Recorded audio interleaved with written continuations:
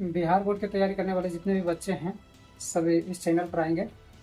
और आपको आज हमारा पहला लेक्चर है जो सामाजिक विज्ञान का भूगोल सब्जेक्ट का एक पहला चैप्टर है जो संसाधन के नाम से है। और आपको पढ़ाएंगे हम ये संसाधन, और उसके बाद जो भी आपको क्वेश्चंस होंगे उसको भी हम बताएंगे आपको। और यहाँ पर जब आप इस वीडियो को देख लेंगे उसके बाद आपको फिर कोई वीडियो देखने की कुछ ज़रूरत नहीं है, फिर आप कहीं भी नहीं जाएंगे उसके लिए। तो चलिए देर नहीं करते हैं और स्टार्ट करते हैं संसाधन के बारे में जानने के लिए। तो मानव जीवन में उपयोग में आने वाले सभी वस्तु संसाधन कहलाती है। जैसे जल है, पेड़ है, पौधा है और वगैरह वगैरह चीज़ जो आप देख रहे हैं।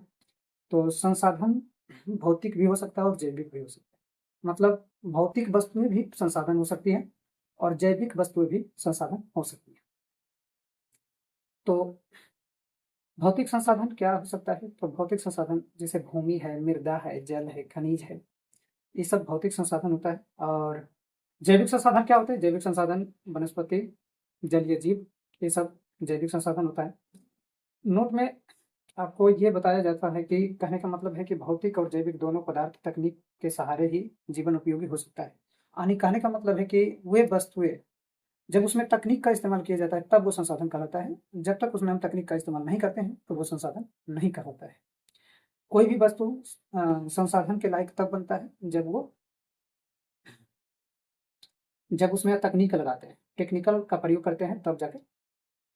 और इसमें एक भूगोलविद ने, मतलब भूगोल के जानकार ने, जीमरमैन ने कहा है कि संसाधन होते नहीं बनते हैं। यानी संसाधन कभी नहीं होता है, कोई भी चीज संसाधन होता नहीं, उसे बनाया जाता है। और जब वो उसे बनाया जाता है तो वो संसाधन कहलाता है। इस प्रकार से यानी उनका कहना सत्य बात है कि जब तक हम उसमें टेक्निकल प्रयोग नहीं करेंगे तब तक वो संसाधन नहीं कहलाएगा। आपको बात समझ में आ रही है? अगर आपको समझ में आ रही है, अगर कहीं नहीं समझ में आए तो वहां पर कमेंट में बता दीजिएगा। सेवा को भी संसाधन कहा जाता है। सेवा क्या है? जैसे डॉक्टर आपका इलाज करता है तो वो एक सेवा है, वो भी एक संसाधन है। टीचर आपको पढ़ाते हैं, वो भी सेवा है और वो भी एक संसाधन है। तो सेवा भी संसाधन है। यानी सेवा में के अंतर्गत जितने भी चीजें आती है, जैसे आपका वाहन है, एक जगह से दूसरी जगह आपको ले जाता है, जैसे ट्रेन है, जहाज है, और सारी गाड़ियां हैं, मतलब ये सेवा के अंतर्गत आता है। तो कहने का मतलब हुआ कि सेवा भी एक संसाधन है। और बैंक है, आपके पैसे को अमाउंट करके रखता है, वो भी एक सेवा है, वो भी एक संसाधन है सर। संसाधन उत्पत्ति के आधार पर सर संसाधन दो प्रकार के होते हैं। उत्पत्ति के आधार पर कहें तो उत्पत्ति क्या होता है? तो एक जैव संसाधन होता है और एक अजैव संसाधन। तो आप समझ रहे होंगे कि जैव संसाधन मतलब जो जीवों से प्राप्त हो उसे हम क्या कहते हैं? जैव संसाधन। और जो निर्जीव वस्तुओं से प्राप्त होता है वो भी हमारा संसाधन होता है, लेकिन उसे हम अजैव संसाधन कहते हैं। जैव संसाधन सजीव जैव संसाधन सजीव वस्तुओं के समूह को है ना जैव संसाधन कहते हैं। जिसे कहने का मतलब है कि अजैव संसाधन क्या है? तो निर्जीव वस्तुओं के समूह को हम अजैव संसाधन कहते हैं। निर्जीव वस्तु के समूह को अजैव संसाधन कहते हैं। और इस प्रकार से उत्पत्ति के आधार पर दो प्रकार के संसाधन होते हैं। उत्पत्ति के आधार पर दो प्रकार के संसाधन होते हैं। अब दो प्रकार मतलब जैव संसाधन और अजैव संसाधन। तो हम आपको बताएं कि जो सजीव से हम प्राप्त करते हैं वो सजीवों का समूह से जो प्राप्त होता है वो जैव संसाधन है। और जो निर्जीव के समूह से प्राप्त होता है उसे हम अजैव संसाधन कहते हैं। अब आते हैं हम उपयोगिता के आधार पर। संसाधन दो प्रकार के होते हैं। उपयोगिता के आधार पर कितने प्रकार के संसाधन? दो प्रकार के संसाधन। यानी उपयोग के आधार पर, जब हम उपयोग करने जा रहे हैं तो उस आधार पर दो प्रकार के संसाधन होते हैं। एक होता है नवीकरणीय संसाधन और दूसरा होता है अनवीकरणीय संसाधन। नवीकरणीय संसाधन किसको कहते हैं? वैसे संसाधन जिन्हें पुनः प्राप्त किया जा सकता है ना, उसे हम नवीकरणीय संसाधन कहते हैं। जैसे सौर ऊर्जा, आज उपयोग किए सौर ऊर्जा को कल भी उपयोग कर सकते हैं। पवन ऊर्जा, आज भी वो पवन ऊर्जा का इस्तेमाल किया जा सकता है और फिर पुनः कल भी उसे इस्तेमाल किया जा सकता है। जल संसाधन, जैसे जल ऊर्जा हुआ, जल पर नदियों पर बांध बनाकर हम उसका इस्तेमाल कर सकते हैं, वो हमेशा के लिए चलता रहता है। नवीकरणीय संसाधन इसे कहा जा सकता है। जल अगर खराब हो गया तो उसे शुद्ध कर करके भी उसको रिसाइकलिंग करके हम इस्तेमाल कर सकते हैं। तो ऐसे संसाधन को हम नवीकरणीय संसाधन कहते हैं।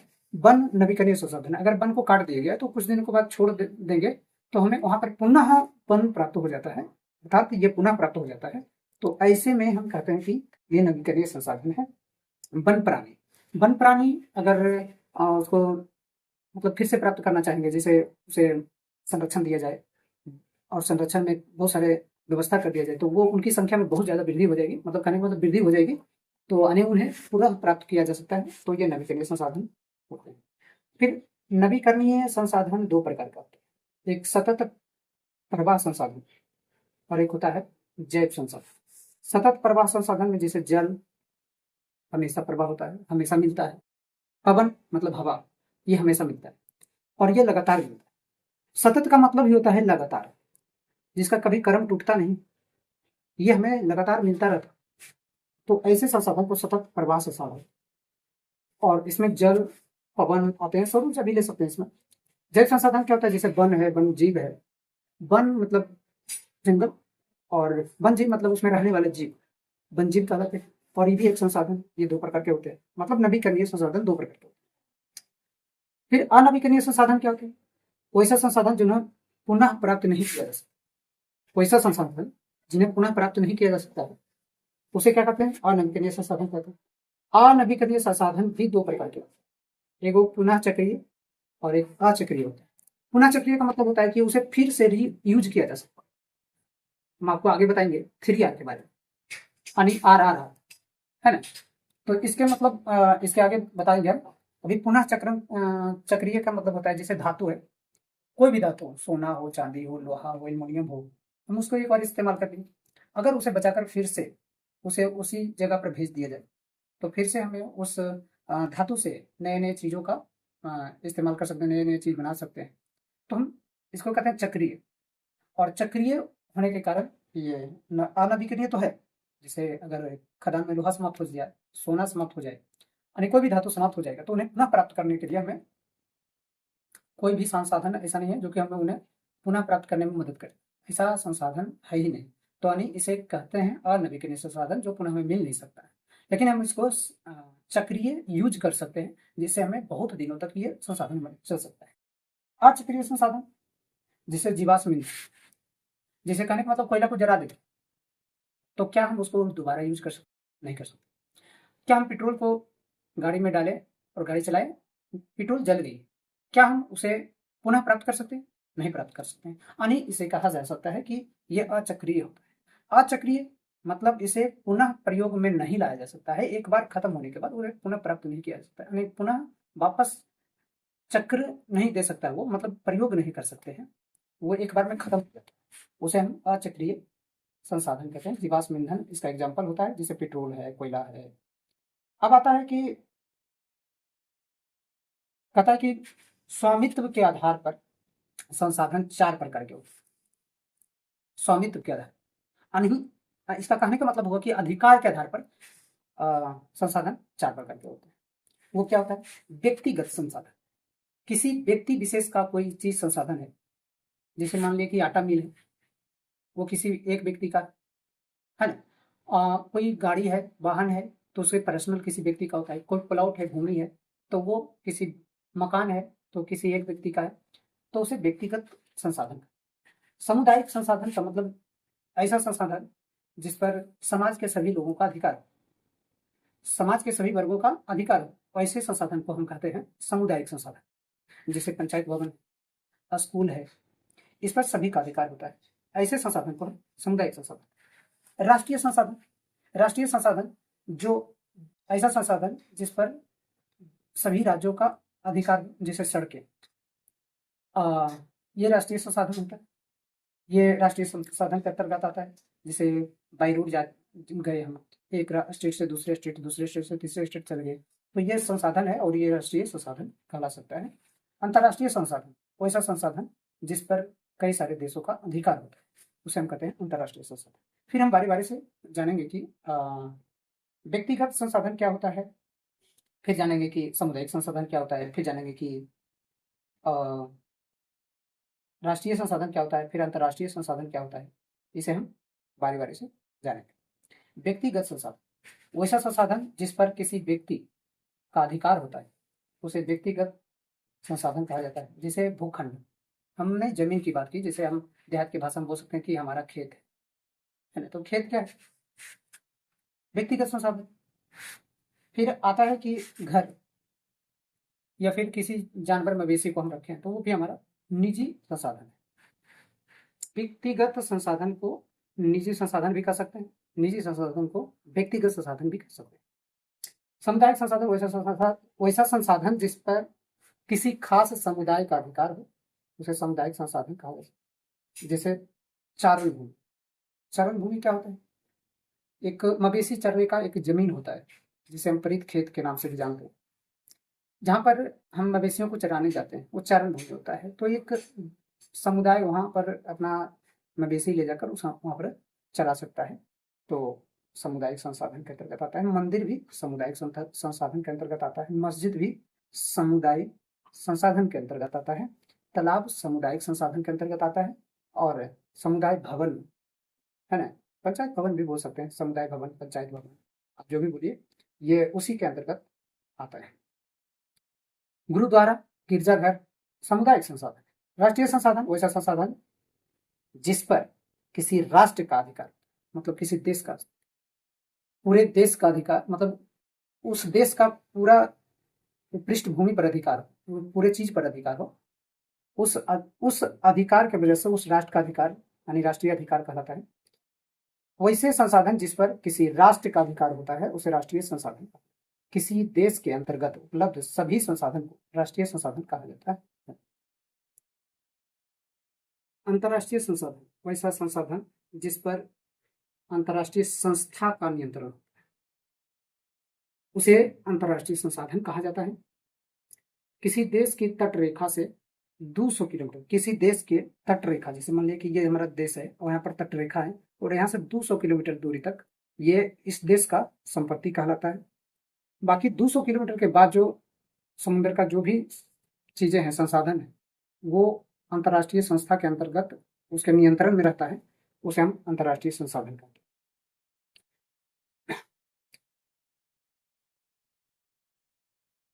विकास के स्तर के आधार पर संसाधन 4 प्रकार के होते हैं। विकास के स्तर के आधार पर संसाधन 4 प्रकार के होते हैं। अगर विकास के दृष्टिकोण से देखा जाए तो संसाधन 4 प्रकार के होता है। एक होता है संभावी संसाधन, एक होता है विकसित संसाधन, और एक होता है भंडारण संसाधन, और चौथा होता है संचित संसाधन। संभावी संसाधन क्या होता है? वैसा संसाधन जिसमें भविष्य में उपयोग में लाए जाने की संभावना है, उसे हम संभावी संसाधन कह सकते हैं। जैसे हिमालय के कई सारे क्षेत्रों में उसमें कई सारे खनिज निकलने की संभावना व्यक्त की गई है, वैज्ञानिकों द्वारा बताया गया है कि वहां पर तेल निकल सकता है, कई सारे खनिज निकल सकते हैं। ये हमारा संभावी संसाधन है, यानी इसे भविष्य में खुदाई करके वगैरह वगैरह करके उसे निकाला जा सकता है, और हम एज ए सोर्स रखते हैं किस संसाधन के बाद, मतलब संभावी मतलब भविष्य में, इन फ्यूचर। विकसित संसाधन यानी हिमालय के क्षेत्र में खनिज, पवन यानी जो हवा चलती है, सौर ऊर्जा, ये सब क्या है? संभावी संसाधन है। विकसित संसाधन वैसा संसाधन जिन्हें उपलब्ध तकनीक के आधार पर उपयोग में लाया जा सकता है, उसे विकसित संसाधन कहा सकता है। कहने का मतलब है विकसित संसाधन क्या होता है? तो विकसित संसाधन वैसा संसाधन होता है जो तकनीक के आधार पर उपयोग में लाया जा सकता है, उसे हम विकसित संसाधन कहा जाता है। भंडारण संसाधन, भंडारण का मतलब ही होता है जमा करके रखना।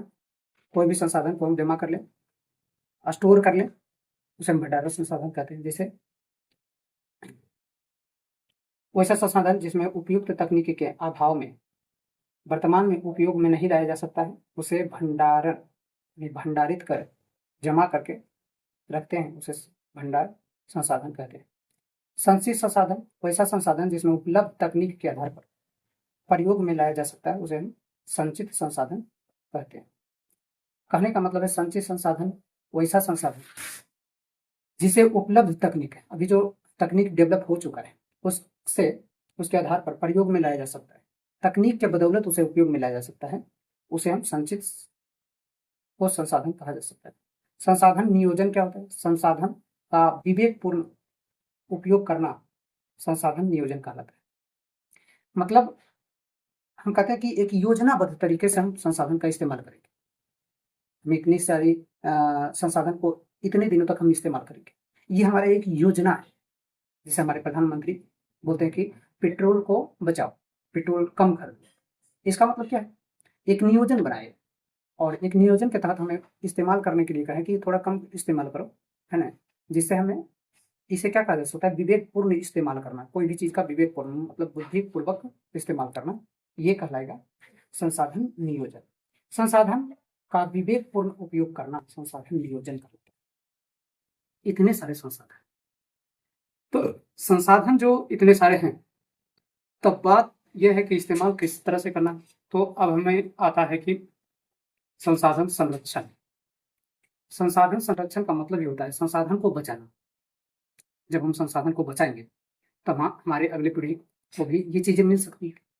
तो कई सारे संसाधन को बचाने के कई सारे तरीके हैं और उस तरीके को उपयोग करते हैं, उसी उपयोग को हम कहते हैं संसाधन संरक्षण।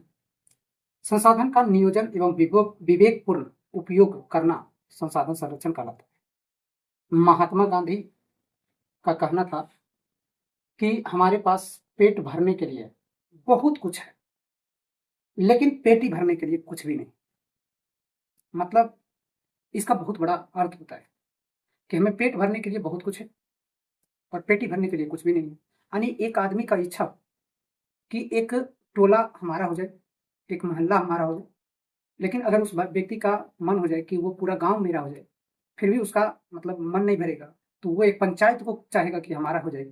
फिर उससे भी मन नहीं भरेगा तो वो सोचेगा कि एक प्रमंडल हमारा हो जाए, अनुमंडल हमारा हो जाए, स्टेट हमारा हो जाए, फिर देश हमारा हो जाए, फिर पूरा वर्ल्ड पर वो क्या बोलता है, सिकंदर महान के जैसा राज करने के लिए सोचेगा।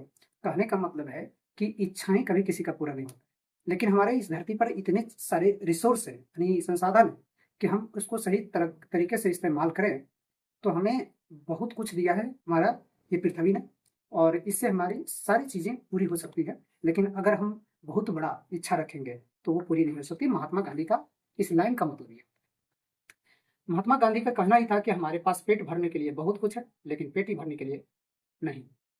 तो इस तरह से महात्मा गांधी का स्टेटमेंट था। महात्मा गांधी सिर्फ यही कहना चाहते हैं कि जितना जरूरत है उतना ही संसाधन का इस्तेमाल करिए, और नहीं जरूरत है तो उसका इस्तेमाल बेकार करेंगे। एक कहावत और है कि जब जरूरत हो तो किसी चीज का खरीदारी करना चाहिए, नहीं जरूरत हो तो उस चीज का खरीदारी नहीं करना चाहिए, एकदम नहीं करना चाहिए। मेघा पाटेकर का संबंध नर्मदा बचाओ आंदोलन से, इससे ये भी पता चलता है कि हम संसाधन को क्या करते हैं, बचाने का काम करते हैं। मेघा पाटेकर नर्मदा बचाओ आंदोलन से संबंधित है। इसका मतलब है कि मेघा पाटेकर ने उसके लिए आंदोलन किया। जो नर्मदा नदियों को बेतहाशा बे तरीके से उसको इस्तेमाल किया जा रहा था, गंदगी बढ़ाई जा रही थी, तो उसके लिए उन्होंने आंदोलन कर दिया था। अगर कोई पूछेगा कि नर्मदा बचाओ से संबंधित कौन सा व्यक्ति है तो Megha Patekar.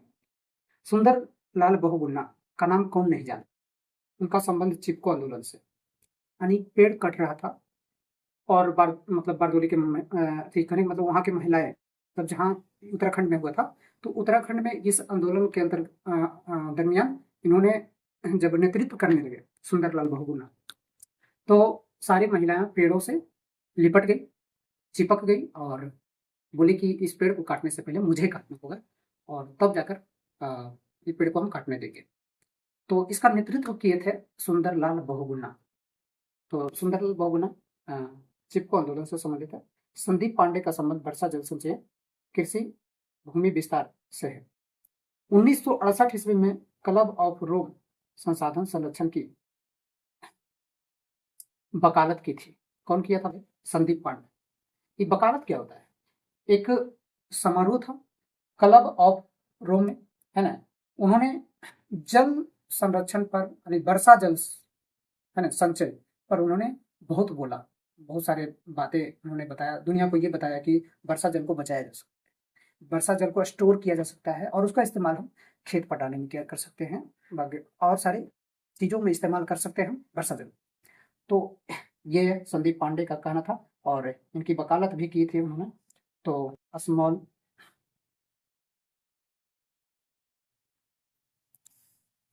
Small is beautiful पुस्तक के लेखक सुमेशेर। स्मॉल इज ब्यूटीफुल एक किताब का नाम है, उसका लेखक है सुमशेर। क्या नाम है? सुमशेर। तो इनको याद रखिएगा। स्मॉल इज ब्यूटीफुल का लेखक, पुस्तक का लेखक अगर पूछे तो शमशेर बोलना है। स्मॉल इज ब्यूटीफुल पुस्तक में संसाधन संरक्षण के बारे में संबंधित गांधी जी के विचार प्रकाशित किया गया है, यानी उसमें लिखा गया है गांधी जी का विचार, यानी संसाधन को संरक्षण कैसे किया जा सकता है उस पर प्रकाश डाला गया। हमारा साझा भविष्य रिपोर्ट में सतत विकास एवं संसाधन संरक्षण पर बल दिया गया है। बल क्या दिया गया है कि पर्यावरण संरक्षण हेतु सर्वप्रथम स्टॉकहोम में विश्व शिखर सम्मेलन 1972 ईस्वी में आयोजित किया गया था। यानी कहने का मतलब है कि पर्यावरण को संरक्षण को बचाने के, यानी पर्यावरण को यानी संसाधन को बचाने के लिए जो उपाय किए गए उसके लिए एक आयोजन किया गया। स्टॉकहोम एक शहर है, वहां पर एक आयोजन किया गया 1972 ईस्वी में, जो सर्वप्रथम विश्व शिखर सम्मेलन के नाम से जाना जाता है।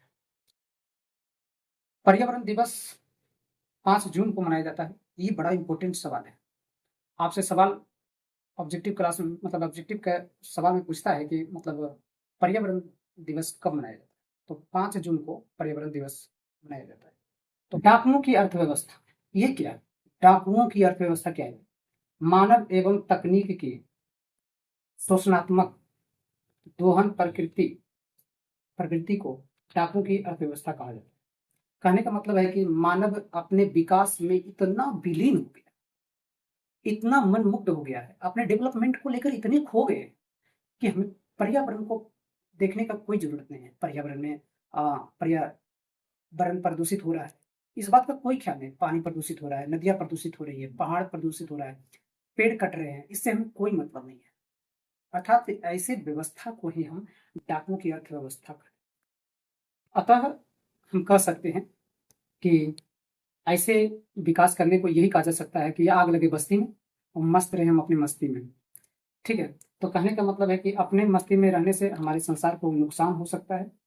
अब आइए हम सतत विकास के बारे में जानते हैं। सतत विकास क्या है? पर्यावरण को बिना क्षति पहुंचाए भविष्य की आवश्यकताओं को मद्देनजर रखते हुए वर्तमान का विकास को कायम रखा जा सकता है। ऐसी धारणा की सतत विकास कही जा सकती है। ये कितनी बढ़िया बात है कि कहने का मतलब है कि सतत विकास हो करेंगे। सतत विकास का मतलब होता है पर्यावरण को बिना क्षति पहुंचाए भविष्य की आवश्यकताओं को मद्देनजर रखते हुए वर्तमान के विकास को कायम रखा जा सकता है। ऐसी धारणा की ही सतत विकास कही जाती है। ऐसे विकास को सतत विकास कहा जाता है। हम पर्यावरण को भी ख्याल रखें और अपना विकास करें, कोई प्रॉब्लम नहीं, लेकिन पर्यावरण को नुकसान पहुंचा कर अगर आप विकास कर रहे हैं तो ऐसे अर्थव्यवस्था को हम डाकुओं का अर्थव्यवस्था कहते हैं।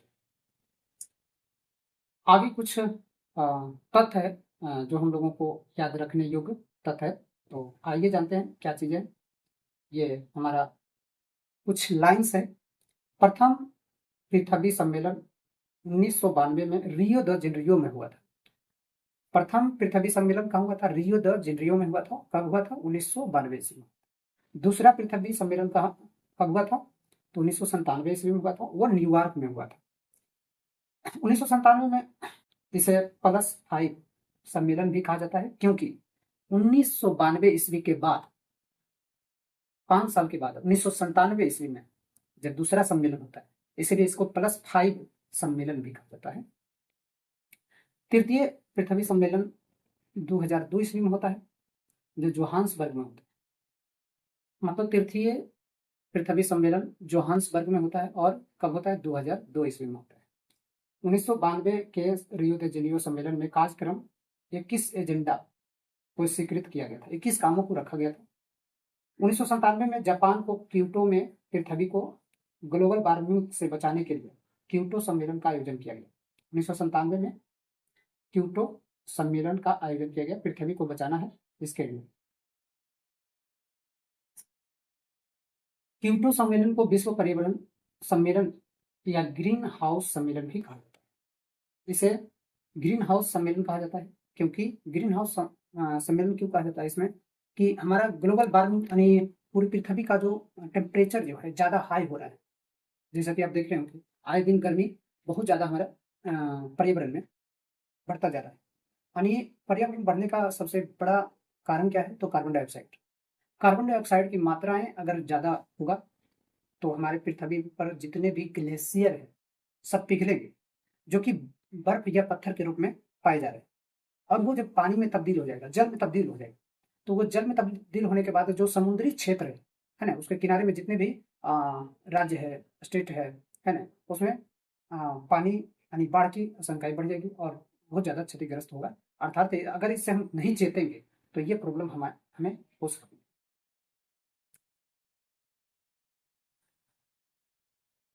अब आता है, ये चैप्टर समाप्त हो गया। अब क्वेश्चन आंसर आता है, जो कि आप अपना बुक से अपना क्वेश्चन आंसर बनाएंगे। बाकी हम यहाँ पर स्पीड में आपको क्वेश्चन आंसर का जवाब दे देता हूँ। कोयला किस प्रकार का संसाधन है? ये आप जानते हैं, अनवीकरणीय संसाधन है, जो कि अभी हम पढ़ा है। सौर ऊर्जा निम्नलिखित में से कौन सा संसाधन है? तो पुनर्पूर्ति योग्य संसाधन है। सौर ऊर्जा क्या है? पुनः पूर्ति योग्य संसाधन। तट रेखा से कितने किलोमीटर क्षेत्र सीमा अपमर्जक आर्थिक क्षेत्र कहलाता है? तो 200 किलोमीटर, जो कि बहुत जिक्र किया हमने। डाकुओं की अर्थव्यवस्था का संबंध किससे? संसाधनों के अनियोजित विदोहन, मतलब ढंग से संसाधन का इस्तेमाल नहीं करना। समुद्र क्षेत्र में राजनीतिक सीमा कितने किलोमीटर क्षेत्र तक राष्ट्रीय संपदा निहित है? तो 19.2 किलोमीटर ये राजनीतिक सीमा है। पर्यावरण संरक्षण हेतु पहला विश्व शिखर सम्मेलन कब आयोजित हुआ? 1972 ईस्वी। अजैविक संसाधन क्या है? नदी। अजैविक संसाधन। नवीकरणीय ऊर्जा स्रोत क्या है? सौर ऊर्जा सबसे बड़ा एग्जाम्पल है। प्राकृतिक संसाधनों के संरक्षण के लिए 1968 में कौन सा कन्वेंशन हुआ? अफ्रीकी कन्वेंशन। अफ्रीकी कन्वेंशन। द्वितीय पृथ्वी सम्मेलन कहाँ हुआ? न्यूयॉर्क में हुआ। सौर ऊर्जा कौन सा संसाधन? नवीकरणीय संसाधन। सौर ऊर्जा कौन सा संसाधन है? तो पुनः पूर्ति योग्य संसाधन भी इसे कह सकते। विश्व पर्यावरण दिवस कब मनाया जाता है? 5 जून को विश्व पर्यावरण दिवस मनाया जाता है। विश्व पर्यावरण दिवस कब मनाया जाता है? 5 जून को। प्रथम पृथ्वी सम्मेलन कहाँ आयोजित हुआ? Rio de Janeiro. Rio de Janeiro में। ये था ऑब्जेक्टिव टाइप क्वेश्चंस। अब आता है आपको एक दो क्वेश्चन, ये लॉन्ग टाइप क्वेश्चन।